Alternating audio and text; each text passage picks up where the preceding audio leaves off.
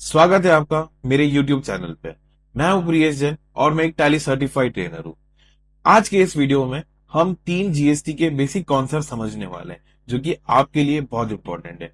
पर video start करने से पहले मैं आपसे रिक्वेस्ट करूंगा, मैं आई बटन पे आपको एक लिंक दे रहा हूं, पहले आप उस वीडियो को देखिए और उसके बाद इस वीडियो पे आइए ताकि आपको ये वीडियो समझने में आसानी रहेगी। तो हम चलते हैं हमारे तीन बेसिक कॉन्सेप्ट जीएसटी के जो कि आपको समझना बहुत ही ज्यादा इंपॉर्टेंट है। आज हम समझेंगे पहला जो हमारा कॉन्सेप्ट होगा वो होगा updated GST rate. Why am seeing updated? Because Diwali के बाद गवर्नमेंट ने जीएसटी स्लैब रेट में कुछ चेंजेस करे थे। पहले जीएसटी में 4 रेट हुआ करती थी, अब गवर्नमेंट ने उसको घटाकर 2 रेट कर दिए। तो उसको हम समझने वाले हैं। उसके बाद हम समझेंगे जीएसटी की अकाउंटिंग कैसे होती है, राइट। तीसरा उसके कॉन्सेप्ट जो कि है इनपुट टैक्स और आउटपुट टैक्स, ये क्या होता है ये हम इस वीडियो के अंदर समझने वाले हैं। तो आज के हमारे 3 टॉपिक हैं, राइट। तो स्टार्ट करते हैं हमारा पहला टॉपिक जो है जीएसटी रेट्स। तो चलते हैं हम हमारे पहले टॉपिक की तरफ जो है अपडेटेड जीएसटी स्लैब रेट। अब इसको अपडेटेड क्यों बोला जा रहा है? देखिए, अपडेटेड इसलिए बोला जा रहा है, दिवाली के बाद गवर्नमेंट ने क्या किया, जीएसटी स्लैब रेट के अंदर अमेंड करा। क्या अमेंड करा? पहले 4 रेट्स हुआ करती थी जीएसटी के अंदर। 0 और 3% को हम अभी इसके अंदर इंक्लूड नहीं कर रहे हैं। तो 4 रेट हुआ करती थी।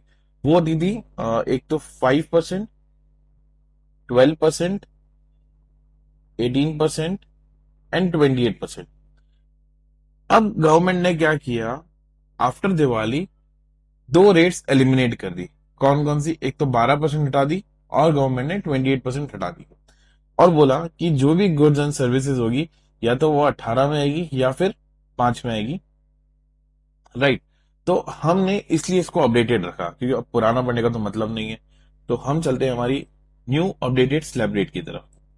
अब देखिए क्या है अपडेटेड स्लैब रेट, जिसमें गवर्नमेंट ने 5, मेनली 5 और 5 और 18 को यहां पर अभी मान्य रखा है। अब 0 और 3%, देखिए ये क्या होता है बेसिकली, इसके अंदर मिल्क 0% में, जैसे मिल्क, वेजिटेबल, फ्रूट्स, ग्रेन्स, ये सब 0% में आते हैं। इनको 0% क्यों बोला जाता है? आज नहीं तो हो सकता है आने वाले टाइम में इन पे कभी जीएसटी एप्लीकेबल हो जाए, इसलिए इसको नेल रेटेड या एग्जेम्प्टेड नहीं बोला जाता है। फिर बात करते हैं 3%। 3% किस पे है? गोल्ड पे, सिल्वर पे या ज्वेलरी ऑर्नामेंट्स वगैरह कुछ परचेज कर रहे हैं तो इस पे 3% जीएसटी रेट आती है।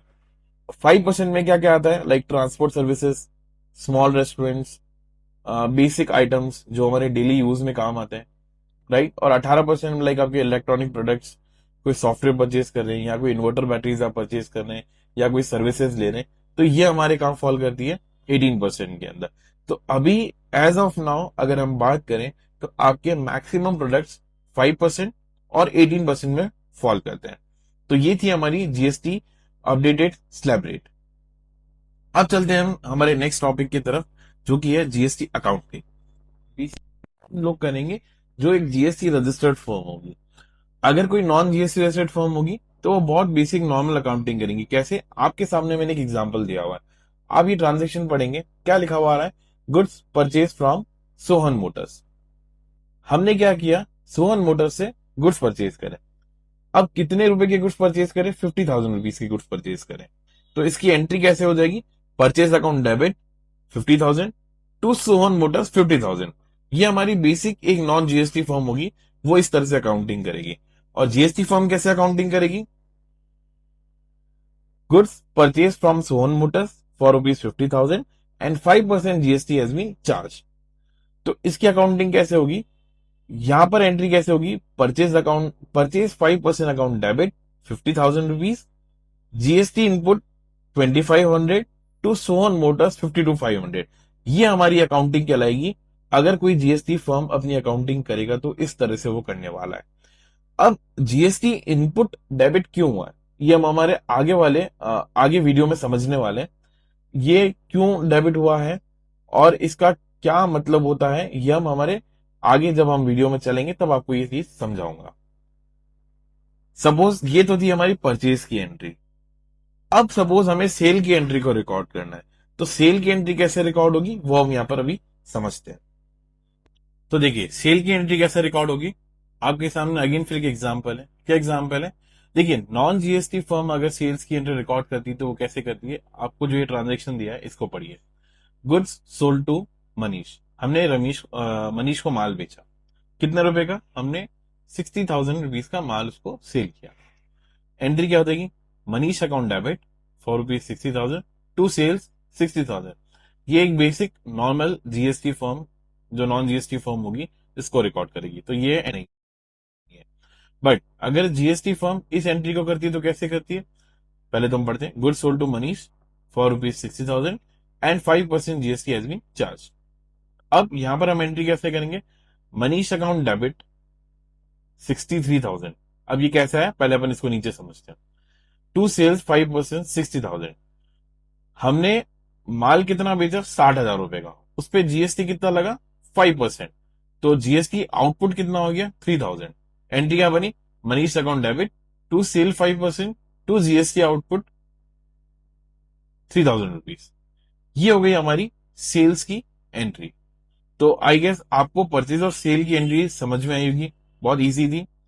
कुछ नहीं करना है, हम जब नॉर्मल एंट्री कर रहे हैं उसमें हमें सेल्स के साथ जीएसटी को क्रेडिट कर देना है और परचेज के साथ हमें क्या करना है, जीएसटी को डेबिट कर देना है।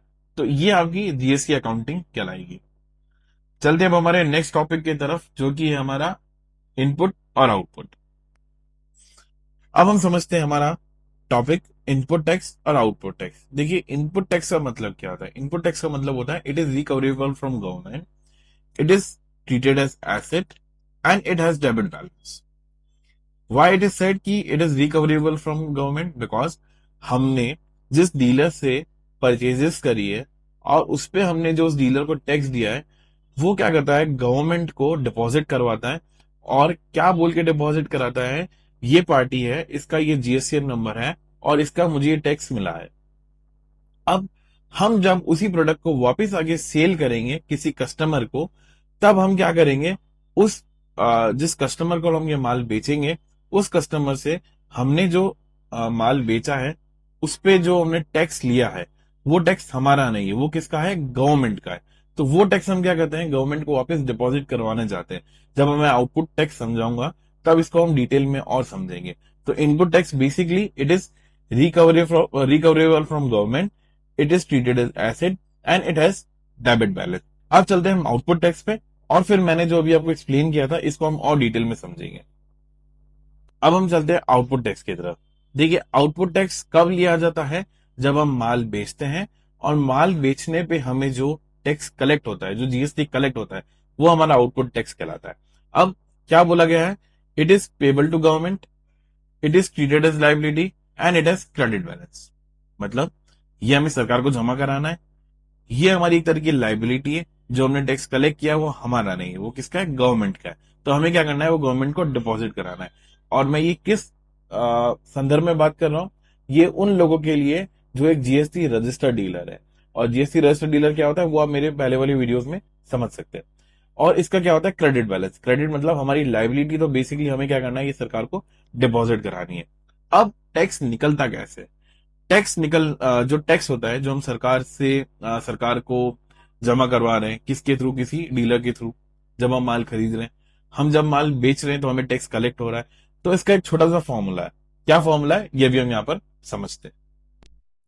क्या कहता है formula, calculation of tax liability. क्या मतलब, हम टैक्स लाइबिलिटी कैसे कैलकुलेट करेंगे, तो एक छोटा सा फॉर्मूला है, क्या, output tax minus input tax equal to tax liability. इसको हम एग्जाम्पल की तरह से समझते हैं। जो अभी हमने इससे पहले जो दो एंट्रीज करी है, उसी को अपना एग्जाम्पल बनाते हैं और हम टैक्स लाइबिलिटी कैलकुलेट करते हैं। हमारे वापस उस एग्जाम्पल पे जो हमने अभी परचेज और सेल की एंट्री करी थी। चलो, मैंने आपको बताया अभी एक फॉर्मूला जीएसटी कैलकुलेट करने का।